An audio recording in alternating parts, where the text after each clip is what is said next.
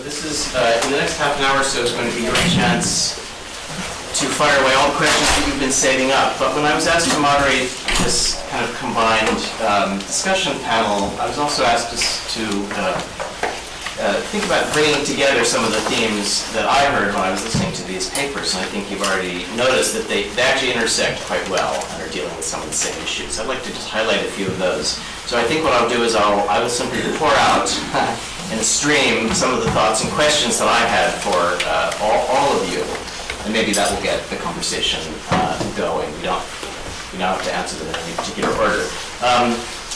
It's very clear to me that one of the questions a lot of our speakers dealt with in the exhibition as well is the question of models. Not just what models Percier was looking at, but how he deployed, and used them. And obviously, many of the papers stress that it's not just ancient Greco-Roman models that are admired for their regularity or their classicism, but that he was open at an early age to the medieval and also to the Renaissance, in part for the picturesque qualities that we saw. This is very clear that when he drew, we don't get measurements, but we get visual impressions. I think the show does a beautiful job of showing that. When I was listening to Jean-Philippe's sort of first formulation of this in the first paper, I was struck by this comparison between Percier's mode of presenting these antiquities as models, and you chose to juxtapose that with Perrault, a late 17th century, rather doctrinaire and dogmatic mode. And of course, playing devil's advocate, I was immediately thinking of Piranesi, and I was immediately thinking of the plate that both Iris and Darius then showed, that via Appia view. So the question I think that Darius leaves us with is what is actually Piranesi's place in training Percier's eye, and how, offering a model of how to use the antique. So I think we had many examples during today's conference of the formal similarities of how many of Percier's assemblages draw on Piranesian modes, but I want to press this a little bit farther and ask the panelists to think a little bit more about what is the rhetorical message of these assemblages. What is being claimed as a way of approaching or using antiquity through these combinatory, rather sort of imaginative and fantastical. And I'm thinking of the fact that Jean-François Bédard, in a lecture here on Tuesday in this room, gave a Celts talk in which he really used Piranesi as an example of someone who is actually a polemical theorist of ornament, arguing for an approach specifically based on breaking the rules, on license, on kind of unbridled creativity, that the antiquity that's left to us is a kind of storehouse, but one on which we should draw freely. And I'm wondering, where does Percier come down on this question to the extent that he theorizes ornament at all? And I wonder a little bit about the role of these frontispieces, because as several of you pointed out, there are multiple modes that Percier uses in presenting models, right? He uses these very picturesque frontispieces where things are heaped up in a kind of jumble, but then he juxtaposes that with much more regular views. They're not measured in the same way as Perrault, but he offers us two modes. Does it matter that the sort of jumbled mode is the frontispiece? Is that just a sort of advertisement, a way in, and are we then meant to use these things in the mode that follows it, or is that actually a kind of polemical argument in itself? Let me just run through my list. I mentioned Kent at the beginning, and I think Kent is another case of an architect-designer who raises similar questions, because any of you who saw that show will know that he was a major figure in bringing back ancient models, but also bringing back contemporary Roman Baroque models for things where we didn't have good antiquities to supply models for chairs and console tables and things. And so it raises the question, I think, of how we're meant to read those modern models. Are they meant just as substitutes for the vanished antiquity, as part of a kind of continuing or living classical tradition, or is it in the kind of symbolic associative mode that Jean-François just evoked in his paper on the Gothic, where it's very clear that the use of Gothic forms is meant to tie a new regime, actually a really a nouveau regime, to kind of ancient, Merovingian or Carolingian models, even if they look nothing like, so that it in fact is kind of political mode. I want to then ask also about the question of the professional and the career side. Several of you invoked, the revolution as a kind of interruption. I want us to think a little bit about the situation of a young architect returning from Rome in 1791 to a situation utterly different from the one he left. How did Percier turn the challenge of the revolution into an opportunity? Did he ever come under any kind of suspicion, as Fontaine apparently did? And then how did he establish his bona fides? And then by the same token, how did he intersect with other bureaucracies who are wanting iconography to be expressive at this period? Who was in charge of this revolutionary iconography at a time of great instability?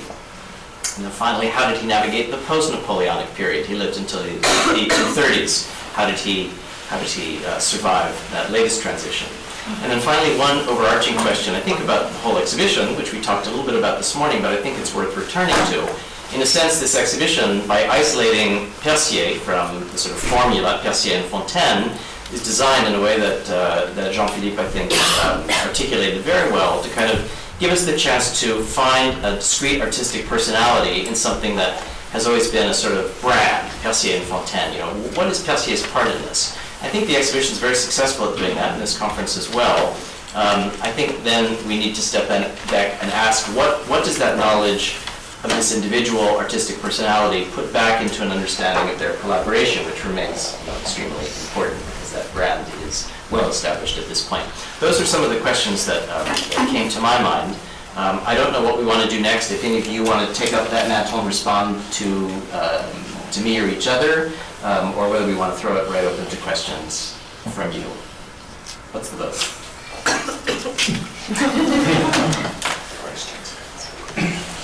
Did anything I said cause one of you want to say something very urgent? Well, I do have to question the relationship or influence of Piranesi on Percier for two reasons. One, I think there's a difference between valorizing ruins and fragments and that kind of imaginary, as opposed to the work of historical reconstruction that Percier is really doing in his work. And the second thing is, I think the moment in which Piranesi was designing was pre-revolutionary, and so ruins and destruction had a much different political significance than after the French Revolution. So that's another thing that I was. So do you read those plates then that we saw so many times and they're over, upstairs in the other building, those plates as being about ruins, those sort of jumble pages? Is that the way you read them? I guess for me, I don't see them as jumbles. I see them as a project of reorganization and reconstruction. I also think immediately of Percier's work on the Commune Générale des Arts, where he was essentially tasked with picking out which monuments to destroy and which ones to preserve. And so that was really his place where he learned about the history of France and kind of local monuments, which then supplemented, I think, his experiences in Rome. But I don't know, that's my opinion, my take on it. Maybe I'll say something about the, let's say, relationship between classical theory of the orders and this assemblage of fragments. Until the end of the 18th century, every important book of architecture used to begin by a chapter dedicated to the theory of the order, which was created during the Renaissance period. And it occurs a lot of debates and discussion around that, but I mean, if you go ahead through the whole 18th century with the main publication by Chambers, by Blondel, you're right at the very end of the Ancien Régime with this tradition of, beginning a book of architecture necessarily is something that passed through recalling a theory of the order of architecture. And as, according to my opinion, quite convincingly, Mario Carpo underlines, the goal of that at the Renaissance period was to help to understand how to put together these pieces of ancient architecture. The theory of the order was kind of a grammar invented during the Renaissance period in order to help the people of the Renaissance who studied the ruin and the fragment and the pieces of the monument to produce new architectural combination. And well, when we arrive at the very end of the 18th century with Piranesi in one way, but then with Percier and Fontaine, maybe the book dedicated to the Palais de Rome by Percier and Fontaine is the first very important book of architecture in the French tradition with no theory of the order at the beginning. And my opinion is that, the antique fragments are present in the book, but this time there is no grammar to explain the way to put these pieces together. Now the composition, the assemblage in the frontispiece show a different way to assemble that, which is a free artistic way based on the sensibility of the person who created the drawing. And from that moment, theory of the order doesn't disappear in the classical or Beaux-Arts tradition, but it becomes something for the beginners. You will never find again an important book of theory of architecture written by an author which is at the center of the game, beginning by a chapter dedicated to the theory of the order. It remains as something to educate the beginners, but then, we skip to an artistic approach of architectural combination, and according to me, this is the point. To me, the Antiquity is present in the recueil dedicated to the Palazzi de Roma by Percier and Fontaine, but it's no more present through the Renaissance theory of the order, but through this artistic combination. Perhaps one remark, you mentioned rhetoric and differences in visual rhetoric between Piranesi and Percier. Well, if one looks at Piranesi, very frequently there is this recurring motif of the contemporaries being these tiny figures, and they are completely wrapped up in the admiration of the classical past. That reinforces the idea, which has been around since the Middle Ages, basically, that the moderns are inferior to the ancients, and this inferiority complex is no longer there with Percier. Definitely wants to engage this material, but there's no hint, and that's of course a rhetorical trope, right? Having these small figures, this overpowering presence of the past. I think it's an antiquity, perhaps, where the moderns are more on a level playing field with the ancients. I just have a question. It was good, please. Yes, can you please comment on how Hubert Robert fits in? We're talking about Piranesi. What did you mean? His nickname, Robert of the Ruins. Robert of the Ruins. Was he influential to Percier? I would say no. No, but that's an interesting point, because you have whole corpus of watercolors in the Louvre and the Cabinet de Dessin, which were dating from the 19th, and they were attributed to Bélanger until very recently. There's now a new attribution which I can't come up with because the name is rather rare. And they combine these ruin views with painted panels in fake wood or fake marble. So this is really something from the 90s, but I think it's really new that we find this, and we stumbled about those ruins because at Hotel Beauharnais, which was bought by some real estate brokers in the late 90s for 97, and then it was sold in 1803. So we have these three Hubert Roberts in the building. They were conceived for the Salon of the Four Seasons. We kind of can imagine how it would have looked like when we look at the watercolors in the Louvre, but they were taken out and set into a kind of Percier kind of context. And it's the only time that we have that reappropriation of that survival of the 18th century with the ruin paintings, Tivoli and two Tivoli views and another view, into new context, which is going into the new direction of which is going to be established by Percier and Fontaine. So it's this edgy period. There's lots of things happening I don't know what you feel about those drawings, Jean-Philippe, about these watercolors in the Louvre, because this is really this period which is at the very limit. You know, things change really drastically in a very short time. Yeah, I mean, I would add to this answer that, you know, Piranesi is obviously very important, for it opens a new way to look at the ruins and to perspective toward this antiquity, but you know, he never produces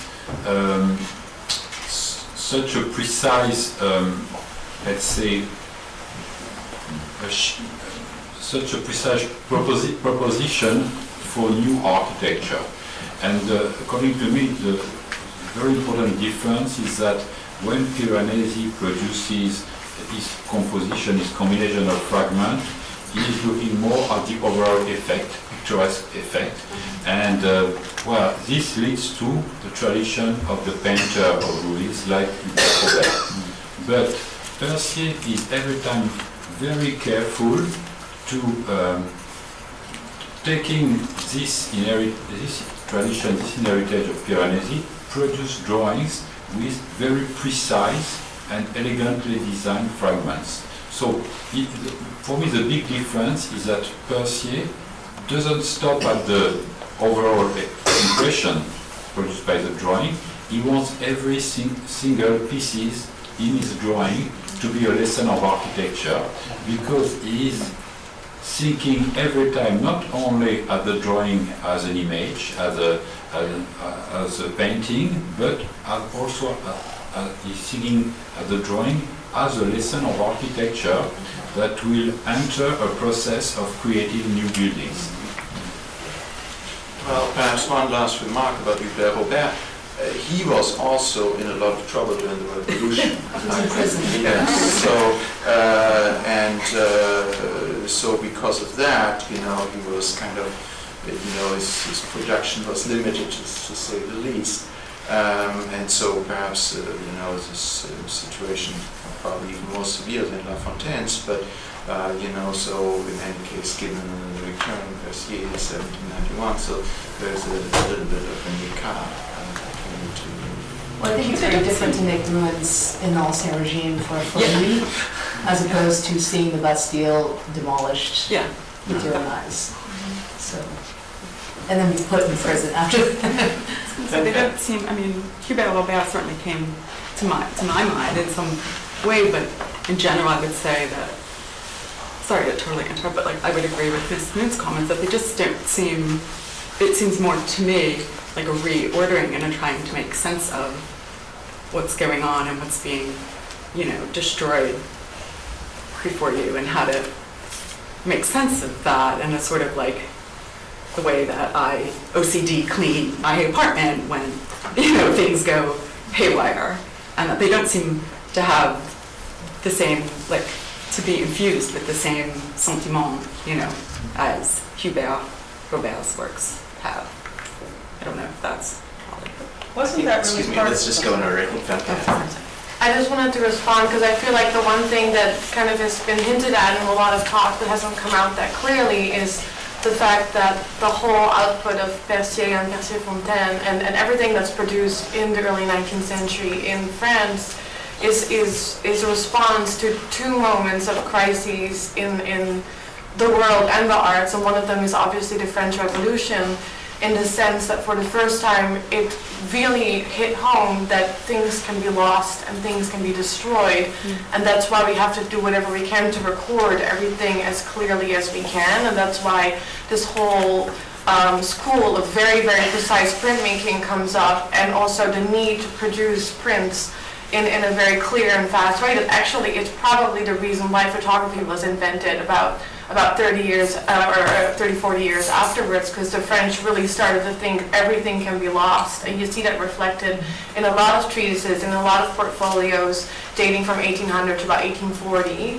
And I think that Percier was very much part of that anxiety, and about also that's why he made all those books with buildings in Italy, buildings everywhere else, because all of a sudden there was this thought, okay, it's not going to be around forever. I've seen it, I've made the drawings, I should share them with the world. And think that's a big difference with the architectural treatises Vitruvius that are based on actively building rather than actively recording what has been done before. And I think the other crisis, and that comes very clearly to the fore in the introduction to the Recueil, which is that, you know, they've seen the crisis in the arts happening in the 18th century during the Rococo and the folly of the arts and mass fashion and what that did to the quality of art and the reproduction. And that's what they're trying to counter in the Recueil, and they do it through looking back to the ancients. I'm not saying copy us, don't copy our models, but look at the essentials of what we're presenting and take that home with you. And I thought it was very interesting that Ulrich talked about how the models were then taken and copied everywhere in reproducible techniques, which is actually very counter to what they're presenting in their own text and in their own work. So I think it's those two crises, both in the art world and in the destruction of art at large, that really inspire their entire oeuvre as a whole. I think that kind of sums up their work. I just want to point out, I think we're making too much of a fuss of the revolution in terms of a political event related to art and the impact of art. Remember that the Bastille was slated for demolition by Louis XVI anyways. So the fact that it's demolished by revolutionaries to me is not such a big watershed moment. And in the 18th century, because of beautification of cities, lots of medieval buildings were demolished. Lots of the old order were demolished. You know, the houses on the Pont de Notre Dame, for instance, etc. So it's not like you have the monarchy, which is all about preserving its monuments, and we know that it doesn't. You know, Philippe d'Égalité just destroys the old Palais Royal, and the revolution, which is all about destruction. So I think that dichotomy is too clean. And then the ruin painting comes in. It's not like Hubert Robert's ruins are part of this Ancien Régime romanticism, and suddenly because of the revolution, it becomes something totally different. I think there's aesthetic continuities. These people are the same people, even if the political events occur. And the romantic view of the ruin as the passing of time, I don't think it's contradicted by revolutionary destructions. If anything, it's strengthened by it. So I'd be always very cautious of sort of matching political events to artistic changes. It's not just architecture in that sense. It's also about there's a lot of the objects that were taken out of Italy to become part of the museums in France, where a lot of, especially goldsmiths' work and other pieces were lost, and they were molten down to use the materials for other things. And it's not just a building's being broken down, but just the whole concept of, I guess. But you know that Louis XIV's silver furniture was all melted by himself. No, I mean, it's not like it didn't happen before, but and especially, I think, and it was done before as well, that where interiors were being recorded, especially in the printed oeuvres, for that reason, because they were aware that things might not be around forever, and I think that kind of hit home at this moment more strongly than before, and that's where the need to make these publications comes from. Well, if you look at Guignard in the 17th century, it's pretty much the same project. I don't know if it's an overblown example, but for example, do the Twin Towers look the same before 2011 and after 2011? They will. Do the Twin Towers look different before and after 2001? Or excuse me, 2001, sorry. I had my dates off. So I think, you know, it may be the same act scheduled for demolition or the same project, but the host of historical events completely changes the significance. Well, not really, because in my presentation what I tried to emphasize is Louis XIV, Louis XV, and Louis XVI wanted to revolutionize their own reigns by completely changing the image. So it's as radical. Given the time, but we try to stick with Percier. One thing with the Sacre, though, in the choice to go back to Carolingian and Merovingian, that is a pre-Bourbon dynasty that he's trying to re-graft. Now that efficiency also I would like to make a proposal. I would like to make a proposal because I think that, well, you can discuss the weight of the revolution itself, but something is sure is that at the beginning of the 19th century, you have in the European society a new feeling of history, a new relationship with history and responsibility towards making history. So I mean, clearly people at the beginning of the 19th century feel like they are responsible of shaping their future. And this is a debate all along the 19th century, and obviously it won't have been only the French Revolution to change that. We probably have already this idea existing during the 18th century, but it's most clearly a very important shift.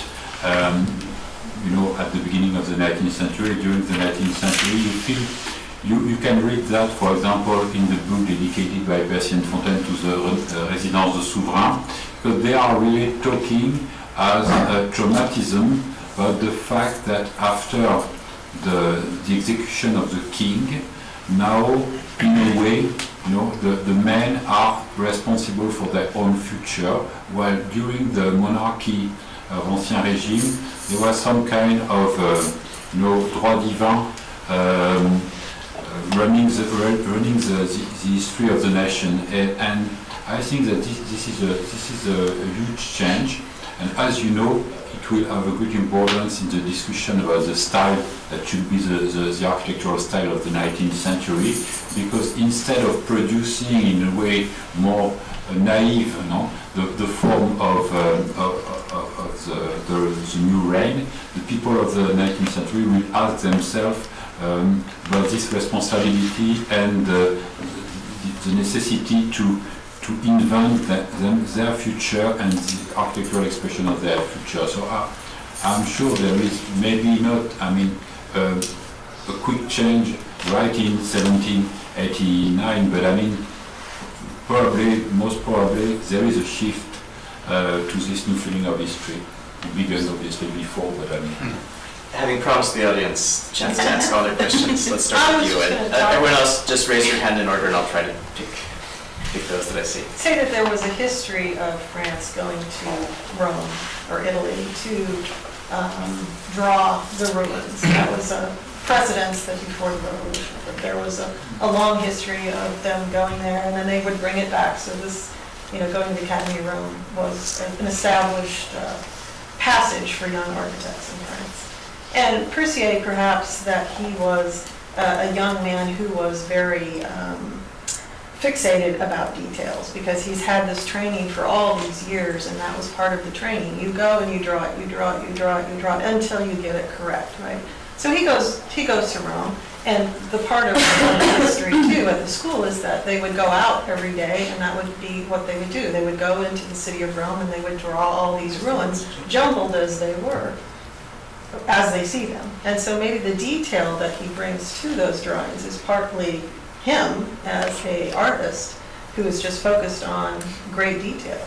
And the jumble becomes part of maybe even more of a composition.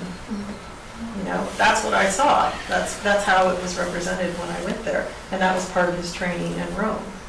Not that it was like some sort of thing that I bring back to Paris when I go through all my drawings, but it was all those ideas that he was able to create over all the years of his training with that kind of great detail. It was the first and last time he left France. Yes. So. Yeah, you're true. These drawings were very important for him in order to train. You could see this like that, but it was also an outstanding archive that he used all his life. But he didn't create it. He used all his life these drawings. Yes. For example, there is I can give you an example. When Léon Vaudoyer was in Rome, he was writing to his father and sending to his father drawing, and the group of architects present in Paris received this letter from the French Academy in Rome, and they discussed together, and at one moment a drawing is arriving, there is a dinner, and Percier says, well, okay, I cannot answer right now, I should first look at my drawing in order to see what he has done. Oh. So I mean, it was like 40 years later, and he was still using his own drawing to recall himself his experience of this, this site, this building, and to discuss that. And I think it has been extensively used by him for his own way to sing and to reflect during his own life, but also to teach. And it was this graphic archive was used every day in his workshop to discuss with the students. One thing that came up, I don't know whether it was this morning or this afternoon. Somebody said when he came back from Rome, he was broke. He didn't have any money, and that's actually a pattern. All of the Rome Prize winners come back broke from Rome because they spend all of their money on all of these goodies that they buy there, whether they're earrings, the type that you see upstairs, or coins, or perhaps Piranesi prints, whatever it may be. There's this antiquarian obsession, and it's a theme that one can cite many examples. It's a small detail, but they all try to get as many, perhaps you could say, souvenirs or study materials back to France as they can. Souvenir in the real sense of the word. Yeah. Please. Well, this I think is a good transition to my question. It's been such a pleasure to see all these drawings by Percier, and perhaps like most of you here, my main exposure to Percier's work was through the recul, which is, if you don't see it colored, it's very almost cartoonish. Peter Kenny called it like a coloring book. And very flat and linear, which I think relates to the furniture you see. There's sort of a flat graphic quality to it. And I wondered if, I had read that John Morley had said that connects to the huge fashion for Etruscan vases and sort of the graphic quality of those that they were, Percier was trying to embrace, and then Thomas Hope, of course, his drawings or prints were very much like Percier and Fontaine's. I wondered if did Percier see that style as being very modern or contemporary, or do you have any thoughts on the style of those engravings? I think they really thought they would create like an anthology for new design, for new world design. I think there was a conscience in this. I don't know what you think about this, Jean-Philippe, but when I look at those, and we have to come back to what we discussed this morning with the drawing school, it's very interesting. He came out of the drawing school when you see how the drawings were put together, the corpus of plates, and as Darius said, there were only plates, but I can tell you there were printed, handwritten inventories of these sheets which were divided into different parts, and Jean-Jacques Bachelier was very, very thorough in getting the best artists to provide the models. He would also, through his position, have access to the royal collections, and the first thing what he did is that he got the collection of vases which Vivant de Nord had sold to the king. He got them engraved to give them access to those students. So I think that Percier himself came out of this tradition of really wanting to have comme un dictionnaire, an encyclopédie of the best design. And I think in this sense it's very interesting what you did with this exhibition, actually bringing these drawings back to the front, giving them some freshness, and actually liberating us from the clutter of how I grew up with Percier and Fontaine. It was like Percier and Fontaine had to go to. Actually you liberate it, and we can look at it in a fragmented way and see what does it mean to us, and what does it mean for design of the 19th or even the 20th century. And they really were, they were kind of convinced that they would create a new style, and they achieved it in a way for the next 50 years, because classicism would be picked up again and again, their classicism, until, I think Otto Meyer wrote it, the Recol was reprinted until 1835 regularly, yeah? And also maybe one should emphasize that it starts the use of terminology, I believe, correct me if I'm wrong, that it's the first use of an equivalent term, interior decoration, which Thomas Hope then picks up in English, within a year or so. and then that becomes something from the 19th century. So another question that had been running through my mind throughout today, having introduced the idea of the architect and designer, why are we still in the early 19th century having the tyranny of the architect who is the designer?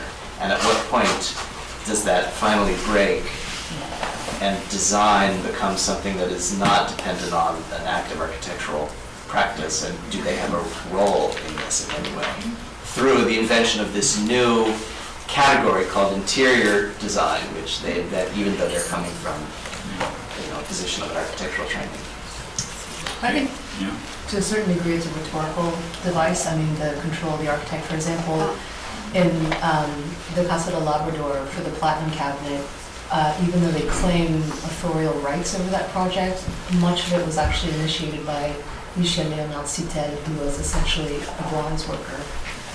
He was the guy who was really working with the court of Charles IV and going back and forth between Paris and Aranjuez to execute that project.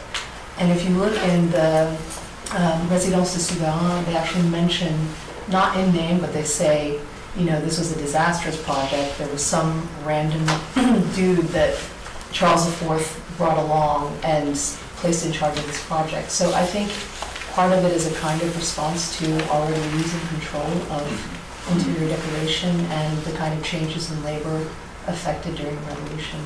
Yeah, but the other thing is that designer didn't exist as a job at that time. So it means that if you are a young, gifted person like Percier, and if you wanted to win the Rome Prize, become a professor, etc., you have to be an architect because you cannot win the Rome Prize in design, or you cannot become a professor of design, etc. So, I mean, you need this category. For sure, Percier is in one way more a designer, even a graphic designer, than an architect, maybe. But I mean, if he had to choose through the professional category that exists among the artists at that time, well, architecture was the only option. Of course. But wasn't it too, is that even as architecture is today, you become the architect because of the projects you are given. So he comes back from Rome and he goes into the theater. So he starts recreating the illusion of architecture. And let's say if he would have come back from Rome, and let's say he would have gone into, somebody would have given him a builder project, perhaps he would have been a very different architect. But his road was doing theater, his road was furniture, and so he wasn't into bricks and mortar and that kind of stuff as Fontaine was. No, there you have to take into account the political situation, because the same thing happens with Karl Friedrich Schinkel when he comes to Berlin back. Berlin had been invaded by Napoleon and he had to do theater decoration. He became a theater designer. So it's the stage set and the decoration at that point is a kind of helping, intermediate. They would go to brick and mortar, but there were no clients, and the situation was so upset, that he was very happy to do these very kind of modern and forward-looking theater designs, But I think that's sort of as a young practicing architect, right? He has this period of time where he is doing things that aren't typically architecture. He's doing interior things, and that sort of snowballs into a big form in his career. Yeah, but the example of Schinkel is very good because Schinkel was more an architect than Percier was. No? And after 15 years producing other things than real architecture, he became a real architect.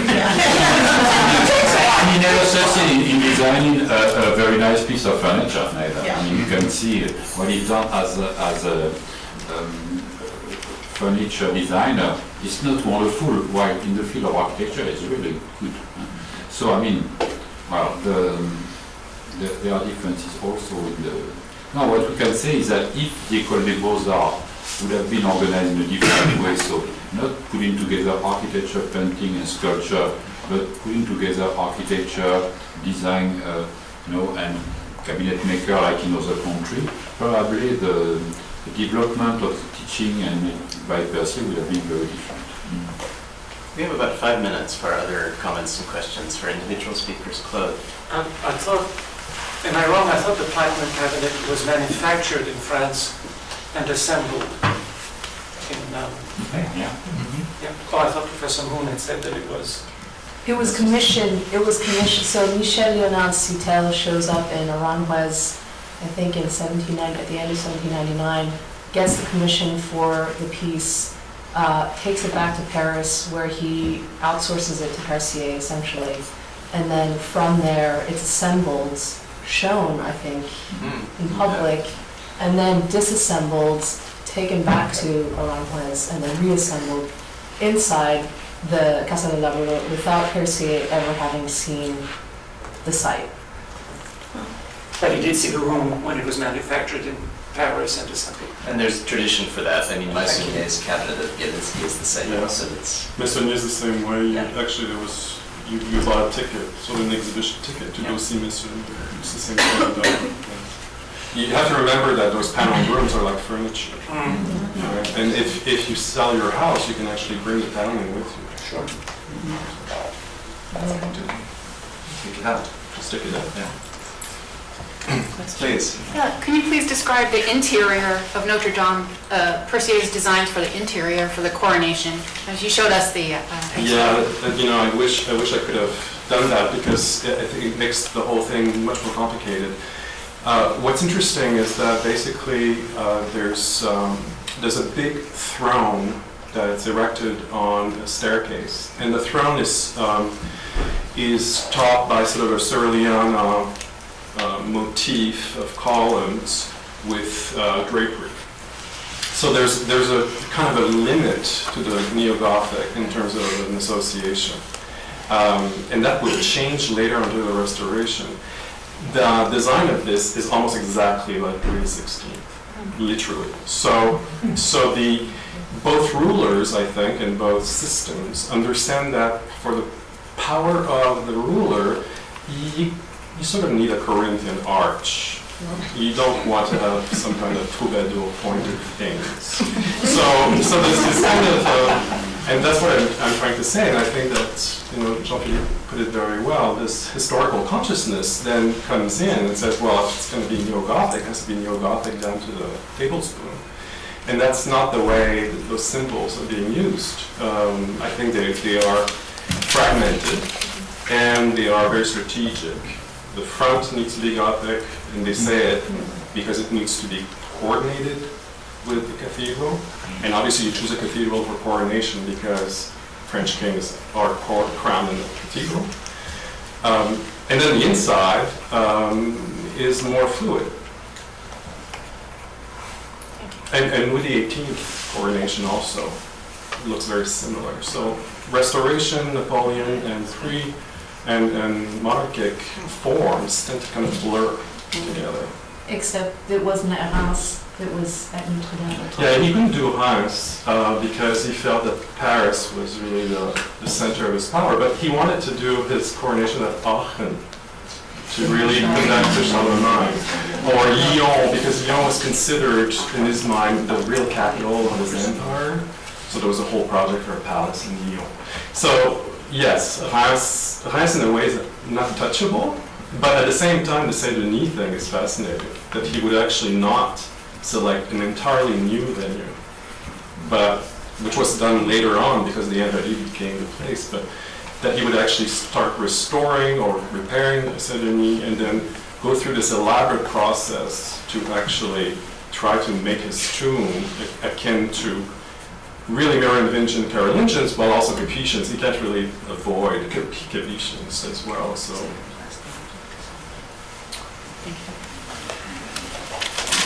I think then this is the moment to thank all of our speakers. Join